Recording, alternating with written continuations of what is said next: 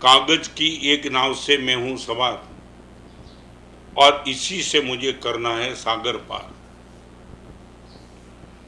मेरे पास और आपके पास जो शरीर है वो कागज की नाव है।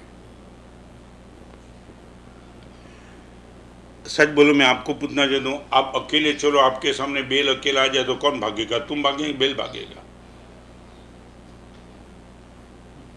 प्रयोग तो कर दो।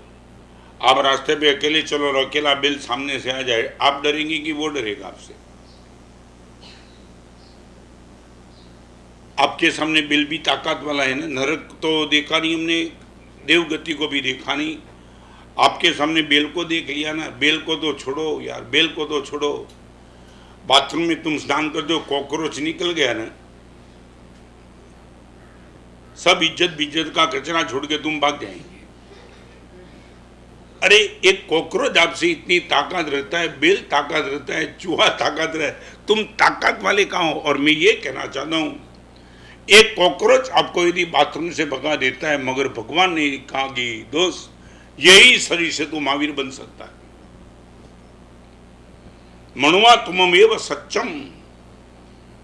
12.5 साल के बाद देशना परमात्मा ने दी। करोड़ों देवता परमात्मा की देशना में हाजिर थे, 64 इंद्र हाजिर थे, और भगवान ने किसी के सामने देखे बिना क्या, मनुआ तुममेव सच्चम, तू ही तो परमात्मा बन सकता है।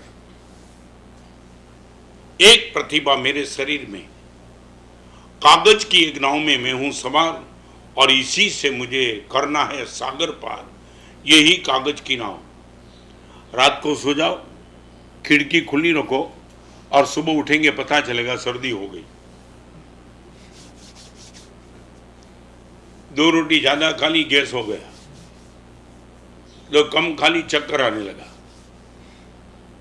क्या क्या शरीर है तुम्हारा। कुछ भी थोड़ा इधर उधर हो जाए, कुछ भी, ज्यादा खाओ तो भी दिक्कत, कम खाओ तो भी दिक्कत, ना खाओ तो भी दिक्कत।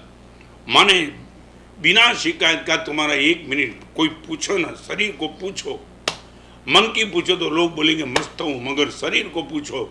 और कभी कभी तो होता है, एक डॉक्टर आपकी बाजू में आ गया और डॉक्टर ने सिर्फ जाहिर किया सबकी दवा मुफ्त, पूरा अपॉइंटमेंट तोड़ेगा। डॉक्टर साहब थोड़ा देख लो। क्या देखना, क्या है, सब कुछ ठीक है। नहीं नहीं, कुछ और गड़बड़ नहीं होगी तो भी तुम निकालेंगे। आपको मालूम है शरीर में कितने रोग है? 5,68,99,584 ये गिने हैं। 5,68,99,584। भगवान की परम कृपा है कि सब अंदर बैठे अभी। एक आदमी ने पूछा था, ये चुनाव में वोट डालने के बाद आ मतपेटी में वोट नाख्या પછી તરત રિઝલ્ટ કેમ નથી આવતું? તો કે અંદર બધાને બફાવા દો, પછી ખબર પડશે કોણ પાક્યું। પેલા નાખી દો, પછી અંદર બધા બફાય, પછી જે પૂરો પાકી જાય એ જીતે, બાકી બધા ગયા કામથી। आपने कर्मग्रंथ पढ़ा नहीं है? अनुत्तरवासी देवलोक के देवता को 33,000 ईयर्स के बाद भूख लगती है।